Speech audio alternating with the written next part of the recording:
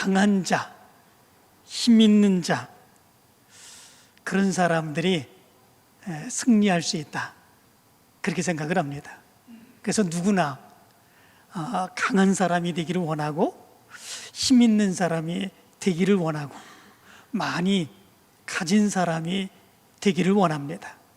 그런 사람들이 힘을 얻고 또 뭐든지 할 수 있다, 그렇게 생각을 하죠.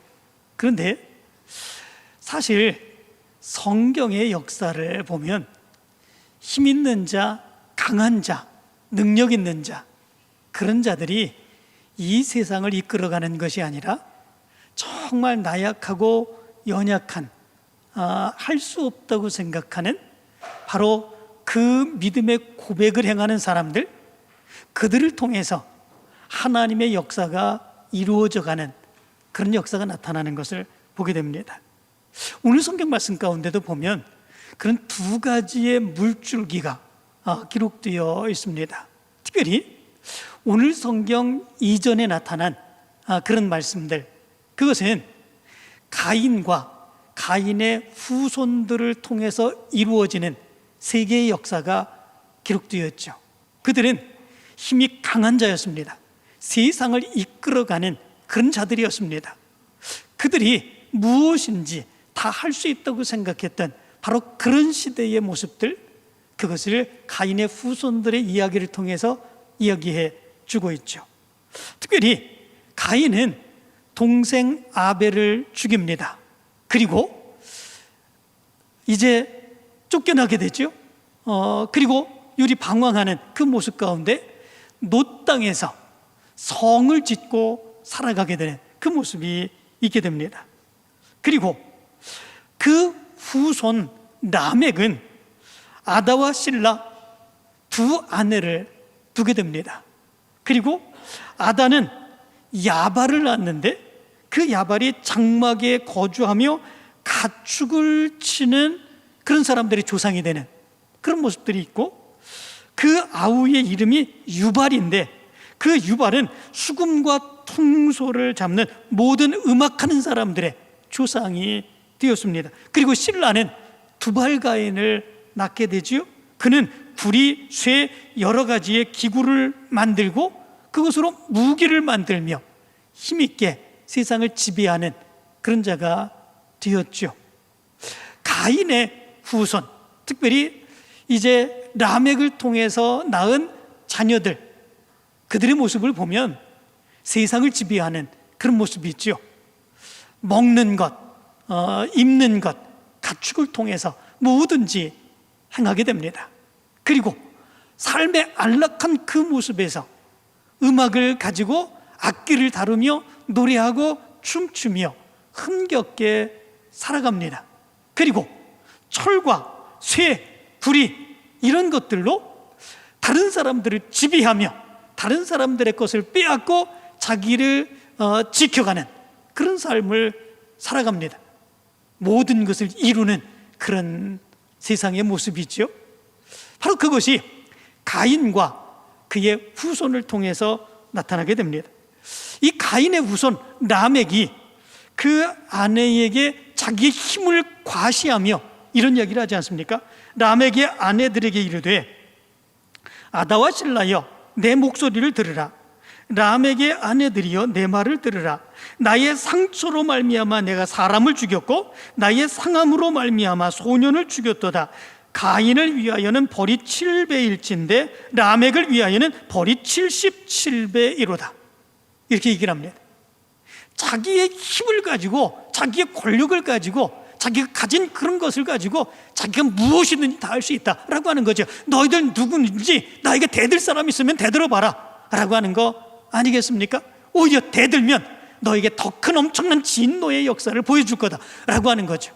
힘 있는 자, 가진 자, 모든 것을 다 할 수 있고 자기가 승리할 수 있다, 그렇게 생각했던 가인의 후손들의 삶의 모습입니다. 그것이 그 시대를 지배하고 있었던 그런 때에 하나님께서는 또 다른 사람을 통해서 또 다른 하나님의 역사를 이루어 가시죠. 그것이 무엇입니까? 하나님께서 아벨 대신에 다른 한 아이를 허락해 주신 거죠. 아담과 하와에게 그들이 동침함으로 아들을 하나 낳게 되었는데 그 아들이 이름이 무엇입니까? 셋이라고 되었습니다. 세 번째이기 때문에 셋이 아닙니다. 이름의 의미가 셋입니다. 셋이라고 그렇게 이름을 지었고 그 이름의 의미는 하나님이 내게 가인이 죽인 아벨 대신에 다른 씨를 주셨다, 그렇게 이야기를 합니다. 이 셋이라고 하는 말은 쉐트라고 하는 단어입니다. 이거는 대신 세워진 자 또는 하나님이 지정하신 자라고 하는 의미를 가지고 있습니다. 그리고 그 셋을 낳은 뒤에 하와는 그 주신 하나님의 은혜에 감사해서 이렇게 고백합니다. 하나님이 내게 가인이 죽인 아벨 대신에 다른 씨를 주셨다, 이렇게 얘기를 합니다. 여기 보면 그가 아들을 낳아 이렇게 되어 있지 않습니까? 여기에 그는 누구입니까? 그는 우리가 생각할 때에 남자를 일컫는 말처럼 생각하죠. 우리는 남자에게는 그, 여자에게는 그녀, 그러지 않습니까? 그런데 원어를 보면 이 그라고 하는 것은 아담을 얘기하는 것이 아니라 하와를 얘기하는 그런 말입니다. 이 원어를 보니까 와텔레드벤 이렇게 되어 있습니다. 그녀가 아들을 낳았다, 이렇게 번역할 수 있는 그런 말이죠. 하와가 아들을 낳아서 셋이라고 하고 뭐라고 고백을 합니까? 하나님이 내게 가인이 죽인 아벨 대신에 다른 씨를 주셨다, 이렇게 고백을 합니다. 다른 씨, 다른 씨라고 그러면 무엇입니까? 원어를 또 보니까 이렇게 되어 있습니다. 지라 아헤르, 질적으로 전혀 다른 구별된 씨앗이라고 하는 의미를 가지고 있습니다. 누구하고 전혀 질적으로 다른 것입니까? 아벨과 그의 후손들과 전혀 질적으로 다른 구별된 씨, 그것을 하나님이 주셨다. 그게 누구입니까? 셋이라고 하는 것이죠. 가인의 계보는 힘으로 움직이는 세상이었습니다. 힘으로, 권력으로 어떤 것들도 다 이룰 수 있다고 생각한 그 모습이었죠. 자기만의 노 땅에 성을 쌓고 자기 스스로 자기 힘으로 살아가고자 했던 그런 사람의 모습이죠. 그러나 셋은 그렇지 아니합니다. 다른 씨가 바로 이 셋을 통해서 이루어져가는 그런 역사가 일어나게 되죠. 그래서 셋을 낳고 셋이 아내와 동침하고 그래서 셋이 또 아들을 낳습니다. 그 아들의 이름을 무엇이라고 이름을 짓습니까? 에노스, 이렇게 이름을 짓습니다. 이 에노스라고 하는 이름의 의미는 뭐냐면 인간이라고 하는 의미를 가지고 있습니다. 인간. 그런데 구약 성경 말씀 가운데 보면 인간이라고, 사람이라고 이렇게 해석하는 단어들이 여러 개의 단어가 기록되어 있습니다. 첫 번째는 아담이라고 하는 단어입니다. 아담이라고 하는 단어는 하나님이 맨 처음에 창조하신 그 사람의 이름이 아담이기는 하지만 그 아담이라고 하는 이름의 또 다른 의미는 인간, 인류라고 하는 의미를 가지고 있습니다. 하나님이 만드신 피조물로서의 그런 존재, 바로 그것이 인간 아담의 모습입니다. 그런데 또 다른 그런 사람을 지칭하는 그런 단어가 있죠. 오늘 말씀 가운데서 말씀하고 있는 에노스, 다시 말하면 에노시라고 하는 그런 단어입니다. 에노시라고 하는 단어는 깨질 수밖에 없는 부족하고 연약한 존재, 바로 그런 존재로서의 인간을 이야기해 주는 단어, 이것이 에노시, 에노스라고 하는 단어입니다.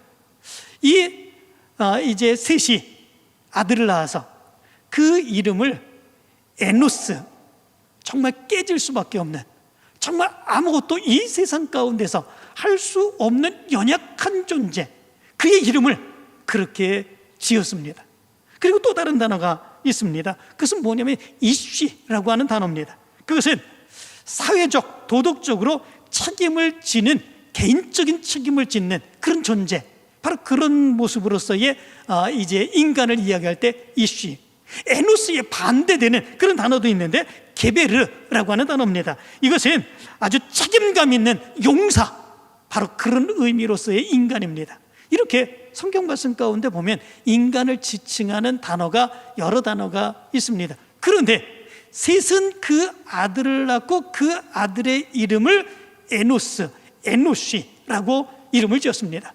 그 아들의 이름이 정말 연약한 존재, 병들어서 죽을 수밖에 없는 존재, 그렇기 때문에 이 셋이 그 아들을 그렇게 이름 지은 것이겠습니까? 아닙니다.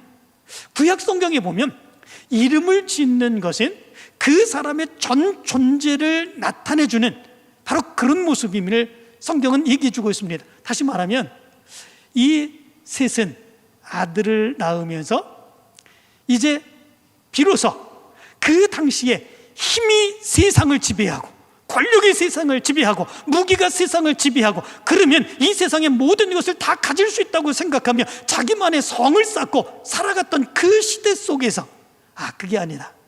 세상에서 바르게 살고 하나님의 뜻대로 살고 그리고 승리할 수 있는 그런 비결은 힘 있는 것이 아니고 능력 있는 것이 아니고 다른 사람을 지배하는 것이 아니라 연약한 존재, 나약한 존재, 부서질 수밖에 없는 그런 존재, 하나님 앞에서 자기의 그런 존재임을 인식하는 바로 그런 존재를 통해서 하나님의 역사가 이루어진다.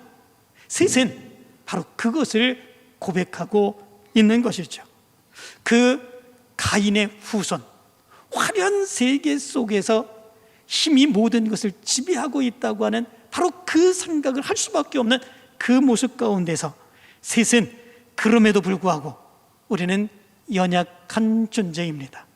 깨질 수밖에 없는, 그런 무너질 수밖에 없는 그런 존재입니다. 바로 그것을 그 아들의 이름을 통해서 고백하고 있는 것을 보게 됩니다. 기독교 문장 대백과사전에 보면 이 셋이 에노스를 발견합니다. 자기의 아들의 이름을 에노스라고 짓죠. 그 모습을 통해서 자기 인간의 존재가 어떤 존재인지를 발견하고 깨달은 그 모습을 이야기해 준다, 이렇게 얘기를 합니다. 그러면서 그 기독교 문장 대백과사전에는 이렇게 이야기를 합니다. 인간이 자신이 강하다고 믿는 동안에는 절대 신을 찾지 않는다. 자기가 쌓은 성벽과 자기가 쥔 물질이 자신을 보호해 줄 것이라고 믿기 때문이다. 그러나 자신이 언제든 부러질 수 있는 진흙그릇임을 깨닫는 순간 인간은 비로소 창조주를 향해 고개를 들게 된다. 이렇게 이야기했습니다. 그렇지 않습니까? 자기의 힘이 있고 자기의 능력이 있습니다. 자기 스스로가 무엇인가 뭐든지 다 할 수 있습니다. 그런 사람들은 하나님을 의지하지 않습니다. 자기의 힘을 의지하죠. 하나님께 맡기지 않습니다. 자기가 하려고 하죠. 그러나 자기가 연약한 존재, 아무것도 할 수 없는 존재임을 깨닫게 될 때, 그럴 때 비로소 하나님을 바라보고 하나님께 부르짖고 하나님께 맡기는 그 믿음의 삶을 살아가게 되는 그런 역사가 일어나게 된다라고 하는 것이죠. 바로 하나님의 역사는 이런 사람들을 통해서 이루어지게 된다라고 하는 거죠. 하나님은 그런 사람들을 통해서 하나님의 역사를 이루어 가시는 거죠. 기독교 대부흥의 역사를 보면 이런 모습들이 나타나게 되는 것을 보게 됩니다. 기독교 역사를 보면 영적 대부흥의 역사들이 일어났었죠. 그런데 영적 대각성의 부흥의 역사, 그래서 전 세계가 정말 바뀌어지는 그런 역사들이 나타나는 그런 모습들이 있었죠. 어떤 사람들을 통해서 그런 역사가 일어납니까? 하나님 앞에서 자기의 존재를 깨닫고 나는 아무것도 아닙니다, 나는 정말 죄악된 존재입니다, 자기를 고백했던 바로 그런 사람들을 통해서 영적 대부흥의 각성의 역사가 일어나게 되었고, 그리고 하나님의 놀라운 역사가 전 세계로 번져나가게 되는 이런 역사가 일어나게 되었죠. 우리나라 영적 대각성의 부흥의 시발점, 그것이 어딘지 아십니까? 우리 감리교 이제 하디라고 하는 그런 선교사를 통해서 일어나게 되었죠. 원산 대부흥의 역사, 그것이 하디 선교사를 통해서 이루어지게 되었습니다. 이 하디 선교사가 그 당시에 교만했던 자기의 그 모습을 많은 사람들 앞에서 고백을 하죠. 그의 일기 가운데는 이런 이야기가 있습니다. 나는 감리교 선교사 성경 공부반에 참석한 교인들 앞에 서서 내게 성령의 충만함을 주시지 못하도록 가름막았던 나의 교만, 완악함, 그리고 믿음의 부족을 고백했다. 의사라는 자부심 때문에 한국인들을 무시했고 내 힘으로만 사역하려고 했던 죄를 고백했을 때 내 마음을 누르고 있던 무거운 짐이 벗겨지는 것을 느꼈다. 이 하디는 그의 일기장에 이런 고백을 하죠. 자기 속에 있었던 그 교만, 죄악들, 그것을 비로소 사람들 앞에 고백했을 때 그 고백의 모습이 많은 사람들의 감정, 가슴을 울리고 그들도 회개하는 놀라운 역사가 일어나게 되었고, 그것이 평양으로 뻗치며 평양의 길선주 장로도 그런 붕괴 가운데 그런 고백을 하죠. 나는 아간과 같은 자입니다. 내 친구가 죽으면서 나에게 맡긴 재산을 내가 훔쳤습니다. 많은 사람들 앞에서 자기의 죄악을 고백하게 됐을 때 거기 있던 많은 사람들이 자기의 죄를 서로 고백하며 울부짖으며 그 부흥의 역사가 우리나라 전국으로 번져나가게 되는 그런 역사가 일어나게 되죠. 바로 기독교 대부흥의 역사가 우리나라 또는 영국 그리고 미국 그리고 인도 각 지역에서 이런 모습들로 나타나게 된 것을 보게 됩니다. 자기 스스로가 에노스인 것을 깨닫는 그 사람들을 통해서 하나님의 역사가 이루어지게 되는 그런 모습들이 있어지게 된 거죠.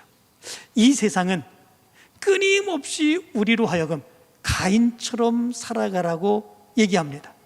가인처럼 살아갈 때 우리가 모든 것을 이룰 수 있고 가질 수 있고 누릴 수 있고 그리고 우리가 모든 것을 할 수 있다, 그렇게 생각을 하죠. 그런데 성경은 뭐라고 말합니까?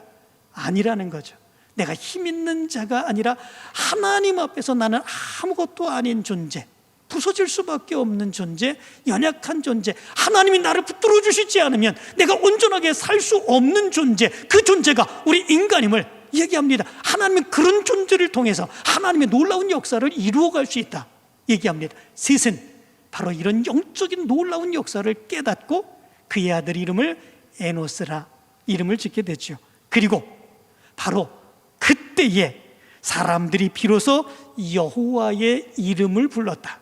성경은 그렇게 말씀해 주고 있습니다. 그런데 여기 말씀 가운데 보면 그때에 비로소 이렇게 말합니다. 이 비로소라고 하는 말이 후할이라고 하는 단어입니다. 후할, 그냥 비로소 그러면 우리나라는 그냥 대충 연결하는 단어로 이렇게 생각하지요. 그런데 이 단어의 원어를 보니까 후할이라고 되어 있습니다. 후할이라고 하는 단어의 의미는 시작되다, 창시되다 라고 하는 의미를 가지고 있습니다. 무엇이 시작이 됩니까? 무엇이 창조가 됩니까? 여호와의 이름을 불렀더라. 그때서부터 하나님의 이름, 여호와의 이름을 부르게 되는 이런 역사가 일어나게 됩니다. 그냥 입으로 부른 것이 아닙니다. 이 부르다라고 하는 말은 리크로라고 하는 단어입니다. 이거는 세 가지의 아주 중요한 영적인 의미가 있습니다. 첫 번째, 공적인 예배의 시작입니다. 다시 말하면 그 이전까지만 해도 개별적으로, 개인적으로 하나님을 섬기며 하나님을 고백하며 제사드리며 살아갔습니다. 그러나 이 셋 때부터, 셋이 자기의 아들 이름을 에노스라고 행한 바로 그때부터 그들은 공동체적으로 모여서 하나님의 이름을 부르고 여호와의 이름을 부르며 하나님을 섬기며 살아가는 그 시작의 모습이 이루어지게 되었다, 이렇게 얘기를 합니다. 두 번째는 언약적인 관계의 호소, 이렇게 얘기를 합니다. 다시 말하면 셋의 후손들은 하나님의 역사를 믿으며 하나님, 우리를 붙들어 주시기를 원합니다. 하나님, 우리를 보호해 주시기를 원합니다. 하나님의 약속이 우리를 통해서 이루어질 줄 믿습니다. 그 고백으로 살아가는 사람들이 되었다라고 하는 거죠. 여호와라고 하는 하나님의 이름, 구약 성경에 그 이름이 사용될 때에는 언약의 하나님, 친밀한 사랑의 하나님, 인도해 주시는 하나님, 그 하나님을 이야기할 때 바로 이 여호와라고 하는 이름이 사용이 됩니다. 다시 말하면 에노스, 바로 거기에서부터 많은 사람들이 하나님은 우리의 하나님이십니다, 약속해 주시고 인도해 주시는 하나님이십니다. 하나님이 약속하신 그 약속을 바로 우리를 통해서 이루어 주시기를 원합니다. 그 믿음의 고백이 바로 거기서부터 이루어지게 되었다라고 하는 거죠. 그리고 완전한 하나님께 맡김과 의지, 그 모습이 여기서부터 시작이 되었다라고 하는 의미라고 그럽니다. 하나님의 통치 아래 들어가 하나님의 인도하심 속에 살겠다라고 하는 믿음의 고백이죠. 바로 이 모습이 바로 셋의 아들 에노스, 자기가 철저하게 연약함을 고백하고 하나님만을 위하여 살기를 원했던 바로 그 사람들을 통해서 이루어지게 된 것이죠. 바클레이라고 하는 성경학자가 있습니다. 그는 이 모습에 대해서 이렇게 얘기를 하죠. 가인의 후손들은 자신들의 이름을 널리 알리기 위해 성을 쌓았고 람에게 노래를 불렀지만 셋의 후손들은 자신들의 이름을 지우고 오직 여호와의 이름만을 불렀다. 역사는 세상의 이름을 높인 자들이 아니라 여호와의 이름을 부른 자들을 통해서 흘러간다. 이렇게 이야기를 했습니다. 여러분들은 어떤 것 같습니까? 여러분들은 어떤 흐름 속에 살기를 원합니까?